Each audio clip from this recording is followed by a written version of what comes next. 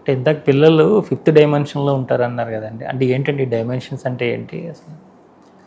ఇప్పుడు మనకి third dimension అంటే ఇప్పుడు మీ మనసులో ఉంది అర్థమైపోతుంది. అంటే మీరు ఏం థింక్ చేస్తున్నారు, మీకు ఏం అవసరమో అన్నది క్లారిటీగా తెలిసిపోద్ది అనమాట ఎనర్జీస్ మనకి, right? So 5th dimension is another level. అంటే మనం ఒకరితో ఒకరికి ఈజీగా కమ్యూనికేట్ చేసుకోగలుగుతాము, ఒకరిది ఒకరు ఈజీగా తెలుసుకోగలుగుతాం. ఇంకా హయ్యర్ డైమెన్షన్. ఇప్పుడు భగవంతుడికి ఇప్పుడు మనం చూస్తాం కదా, భగవంతుడికి అన్నీ ఎక్కడేముందో తెలుస్తుంది. ఇప్పుడు హయ్యర్, ఇప్పుడు హనుమంతుడికి అన్నీ తెలుస్తాయి. అట్లా మనం ఆల్మోస్ట్ ఆ స్థితికి ఈ శరీరంతో వెళ్ళగలుగుతాం. దాట్స్ వాట్ హ్యాపనింగ్ ఫ్యూచర్లో. అది వెళ్తున్నాము అన్నది ఇండికేషన్స్ వస్తున్నాయి. అందుకే ఇట్లా చాలామంది గురువులు వచ్చారు చూడండి ఇప్పుడు. ఎందుకంటే ఇప్పుడు మనకి ముందు వచ్చిన వాళ్ళందరూ ఫ్రస్ట్రేట్ అయ్యారు, ఇంక్లూడింగ్ వివేకానంద అన్నాడు, నేను ఎక్కడికి వెళ్ళి ఏం చెప్తాను, నన్ను అందరూ డిఫరెంట్ వేగా వాడుకుంటున్నారు, నేను వచ్చిన పర్పస్ వేరు అని అతను తొందరగా వెళ్ళిపోయారు. సో అట్లా వెళ్ళిపోయిన వాళ్ళందరూ ఇప్పుడు కమ్యూనికేషన్ ద్వారా మన ఇద్దరం ఇక్కడ కూర్చుని ఎంతో వేల లక్షల కోట్ల మందికి మనము ఇస్తున్నాం కదా. కూర్చున్న దగ్గర ఇవ్వచ్చు. నేను క్లాసెస్ నావి వేల కొద్ది క్లాసెస్, 3 years క్లాసెస్ కూర్చున్న దగ్గర చేశాను నేను. ఇప్పుడు నాకు ఎప్పుడైతే నాకు ఒకసారి గోదాదేవి వచ్చి నేను ఏమడిగా ఆవిడని వచ్చి నాకు ఒక చెప్పులు ఇచ్చింది. అప్పటి నుంచి తిరగడం స్టార్ట్ చేశాను. అప్పటి వరకు కూర్చున్న దగ్గరే ఇంట్లో నుంచే చెప్పేదాన్ని నేను. సో నేను ఏమడిగా అంటే 30వ రోజు పాసరంలో నన్ను మీరు పొందితే నేను కృష్ణుని ఇస్తా అంటది, మీకు మోక్షం వస్తుంది, ప్లస్ మా తండ్రి ప్రమాణంగా చెప్తున్నా మీకు మోక్షం వస్తుంది, నేను మీకు కృష్ణుని ఇస్తా అంటది.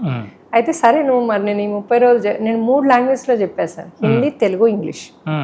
ఆల్మోస్ట్ 6 hours a డేనో 8 hours a డేనో ఆల్మోస్ట్ హోల్ డే, ఇంకా పొద్దునోటి, ఇంకా ఇండియా టైము, అమెరికా టైము అంటూ చెప్పాను. అయితే అడిగా, సరే నేను నీ ఊర్జాలోకి నేను వచ్చా, అంతే కదా, మనము అంత చెప్పినప్పుడు వాళ్ళ ఊర్జాలోకి మనం వెళ్తాం, వాళ్ళ శక్తి మనలో ప్రవేశిస్తుంది. సో నాకు మరి నువ్వు నాకు కృష్ణుని ఇస్తా అన్నావు, మరి నాకు చూపియ్యు అన్నా. అంటే నాకు నైట్ నిద్రలో ఏమొచ్చిందంటే డ్రీము, ఆవిడ కూర్చొని ఉంది. యాక్చువల్లీ నేను ట్రైన్ దిగినప్పుడు ఆవిడ వచ్చి ఒకరు వచ్చి నన్ను ఎవరు పిక్ చేశారో కనిపించలేదు. ఎడ్ల బండి ఉంది, నాతో పాటు ఇంకెవరో ఉన్నారు, వారిని ఫస్ట్ ఎక్కమన్నాను. ఎక్కాక నేను ఎక్కాను, వారు నాకు తెలియదు ఎవరు. సో నాతో వచ్చిన సత్సంగం మనిషి అన్నట్టుగా ఏదో నాకు వేగ్గా ఉంది అంతే. అయితే ముందట చాలా స్పీడ్ వెళ్తుంది, గుర్రాలు లేవు, ఆవులు లేవు. అయితే ఇలా స్పీడ్ వెళ్తుంది, అవి లేకుండా అని చూస్తే ముందట కూర్చుంది గోదా. లంగా జాకెట్ వేసుకుని ఉంది, అద్భుతంగా బుగ్గలతో ఉంది. ఎక్కడ తీసుకెళ్తున్నావు అని అడిగా. కృష్ణుని దగ్గరికి అని చెప్పింది. అన్నాక ఆ డ్రీమ్ అయిపోయింది. అయితే అక్కడ నాకు అర్థమైపోయింది, ఓకే నాకు ఆవిడ కృష్ణుణ్ణి ఇచ్చింది, అంటే ఆ యొక్క ఎనర్జీస్ని ఇచ్చింది, ఆ తత్వము అని. మళ్ళీ అమ్మో గోదా కనబడుతుంది. ఆ పొద్దున నేను వ్రతం చేసింది గోదాది, తొందర లేద్దాం అనుకున్నా, అది టైం అయింది, ఐఎమ్ సపోజ్ టు వేక్. సర్లే ఇంకా వచ్చింది కదా మళ్ళీ గోదా కనబడుతుంది అని మళ్ళీ పడుకున్నా. పడుకొని నువ్వు నాకు ఏదన్నా మెసేజ్ ఇచ్చేది ఉంటే, లేకపోతే నాలో ఏమన్నా చేంజెస్ ఉంటే చెయ్యు అని అడిగి పడుకున్నా. మళ్ళీ నువ్వు నాతో ఉన్నావు కదా అన్న. ఈసారి ఏమైంది, గోదా రంగనాథ్ ఇద్దరు కళ్యాణమై కూర్చోన్నారు. ఆవిడ చాలా హ్యాపీగా ఉంది, మొత్తం అన్ని ధరించి అసలు ఎంతో హ్యాపీగా ఉంది. రంగనాథుడు హ్యాపీగా ఉన్నాడు. నన్ను ఇలా కళ్ళతో సైగతో పిలిచింది, దగ్గరికి వెళ్తే చెప్పులు ఉన్నాయి ఆవిడ, అంటే ఇట్లా ఇవి కట్టె చెప్పులు ఉంటాయి కదా, ఇప్పుడు జీవస్వామి లాంటి పాదకలు, దాని మీద రాస్తున్నారు. చెప్పుల మీద రాయొచ్చా అని అడిగా. అంది, ఇలా అంది, కళ్ళతోనే చెప్పింది. చెప్పి రాసి అవి నాకు ఇచ్చింది. అంటే జ్ఞానాన్ని తిరుగుతూ పంచు అన్నది అర్థం అనమాట దాన్ని. అప్పటి నుంచి నేను ఇంకా జ్ఞానమా సబ్రకి వెళ్ళడము, సత్సంగ ఇళ్ళల్లోకి వెళ్ళడము అప్పటి నుంచి స్టార్ట్ చేశాను. సో నన్ను పిలవడం స్టార్ట్ చేశారు, డాలస్కి వెళ్ళినా, లేకపోతే స్టేజ్ మీద నాకు అవకాశము. ఫస్ట్ టైమే జ్ఞానమా చక్రంలో నాకు అమెరికాలో స్టేజ్ మీద ఇచ్చారు నాకు. అది మామూలుగా అయితే కొంచెం యూనో అంత ఈజీ కాదు. సో ఈసారి కూడా 3 డేస్లో నాకు మెయిన్ టైంలో నాకు సండే రోజు మధ్యాహ్నము మెయిన్ టైంలో నాకు ఇచ్చారనమాట టైం.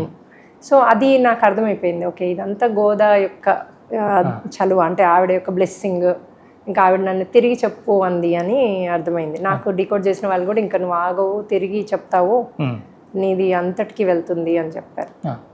అంటే ఈ మేనిఫెస్టేషన్ ఎఫర్మేషన్స్ అంటారు కదమ్మా, అంటే ఏంటంటే ఏం ఎఫర్మేషన్స్ అన్ని ఏం చేయాలి వాటికి, అంటే వాటికి ఏమన్నా ఒక్కొక్కరికి ఒక్కొక్క ఎఫర్మేషన్ చెప్పుకోవడం ఉంటుందా, ఎలా ఉంటుంది? అంటే ఇప్పుడు ఫర్ ఎగ్జాంపుల్ కొంతమంది అంటారు నాకు నిద్ర పట్టదు అంటారు. సో మీరు ఊరికే బ్రెయిన్ ట్రైన్ నిద్ర పట్టదు అని నేను ట్రైన్ చేస్తే బ్రెయిన్ ఏమనుకుంటుంది, పట్టొద్దు అనుకుంటుంది కదా, యూనివర్స్ ఏమనుకుంటుంది మీకు నిద్ర వద్దు అనుకుంటుంది కదా. సో నేను కౌన్సిలింగ్లో ఏం చెప్తానంటే, నేను మీకు ఒక మంత్ర ఇస్తానమ్మా, మీరు ఒక 50 మందితో అనాలి డైలీ. మీరు కార్ డ్రైవ్ చేసినా ఏది చేస్తున్నా కంటిన్యూస్గా అనుకోవాలి. ఏంటంటే నేను కళ్ళు మూసుకోగానే అద్భుతమైన డీప్ స్లీప్లోకి వెళ్తా, నేను ఇట్లా ఒక బేబీ లాగా బాగా పడుకుంటా అని వాళ్ళు కంటిన్యూస్గా ఆ ఫీలింగ్తో అనుకుంటారు. 10 మందికి చెప్తారు, అబ్బా నాకు నిద్ర ఇట్లా పడుకోగానే పడుతుంది అని మొదలు పెడతారు. అట్లా 50 మందికి చెప్పాలంటారు. కనబడ్డోళ్ళందరికీ చెప్తారు, అబ్బా నాకు నిద్ర అంటే చాలా ఇష్టం, ఎప్పుడైనా పడుకోగలుగుతా, ఎంతసేపు అయినా పడుతా, నేను ఎప్పుడంటే అప్పుడు లేవగలుగుతా, ఇలాంటివి కొన్ని చెప్తా నేను టిప్స్. అంతే. ఇంకా వాళ్ళు 3rd డే నుంచి, అసలు ఫస్ట్ డే నుంచే చెప్తారు నాకు, కానీ ఇంకా నేను సర్లే 3 డేస్లో అని చెప్తా వాళ్ళకి.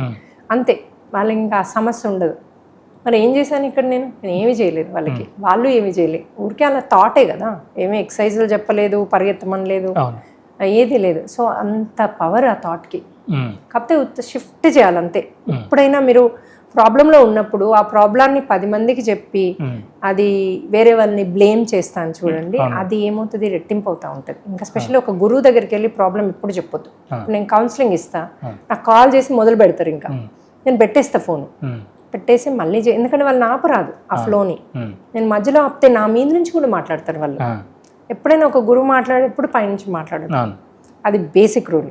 కానీ వాళ్ళు పాపం అంత బాధలో ఉంటారు, వాళ్ళకి తెలియదు ఏం చేస్తున్నారు. ఫోన్ పెట్టేసి మళ్ళీ చేసి అమ్మ ఒక్క నిమిషం నేను చెప్పేది వినండి, మీరు భగవంతుడు మీ ముందుకు వస్తే ఏం చేస్తారు, మీకేం కావాలో చెప్తారు, మీరు ఏం కావాలో చెప్పండి, నాకు ఆల్రెడీ అర్థమైపోయింది మీకేం కావాలో, కాకపోతే మీ నోటితో నేను మీకేం కావాలో వినదలుచుకోవాలి. నాకు మా హస్బెండ్ నన్ను అద్భుతంగా ప్రేమగా చూసుకోవాలి, పిల్లలు నేను చెప్పినట్టు వినాలి. అసలు పిల్లలు చెప్పినట్టు వినడం అన్నది అది కరెక్ట్ కాదు, but I want to listen what they want. So పిల్లలు చెప్పినట్టు వినాలి, అదేదో చెప్తారు. సరే అమ్మా నువ్వు ఇది చెయ్యి, నీ జీవితం 3 రోజులు మారుతుంది, మారకపోతే మళ్ళీ నాకు కాల్ చేయి, కానీ వారంలో కంపల్సరీ నువ్వు కాల్ చేయాలి ఎవ్రీ వీక్, అది నీ డ్యూటీ. నువ్వు ఒక కోతిని పిల్ల ఎట్లా పట్టుకుంటుంది అట్లా నువ్వు నన్ను పట్టుకోవాలి, పట్టుకున్నప్పుడే నీకు ట్రాన్స్ఫర్మేషన్ అవుతుంది. అట్లా పట్టుకోక నేను నిన్ను పట్టుకోలేను. సో ఎప్పుడైతే నీకు ట్రాన్స్ఫర్మేషన్ అవుతుందో అప్పుడు నీకు భగవంతుడు ఆ పిల్లని పట్టుకున్నట్టు పట్టుకుంటాడు. నువ్వు ఎక్కడికి వెళ్ళినా నిన్ను కాపాడుతాడు, మాస్టర్స్ భగవంతుడు కాపాడుతాడు. సో ఆ స్టేజ్కి వెళ్ళే వరకు నువ్వు కోతి పిల్ల పట్టుకున్నట్టు పట్టుకో, గట్టిగా ఎట్లా పట్టుకుంటుంది, గట్టిగా పట్టుకుంటుంది, ఎక్కడ ఎగిరినా ఏం చేసినా అది పడదు.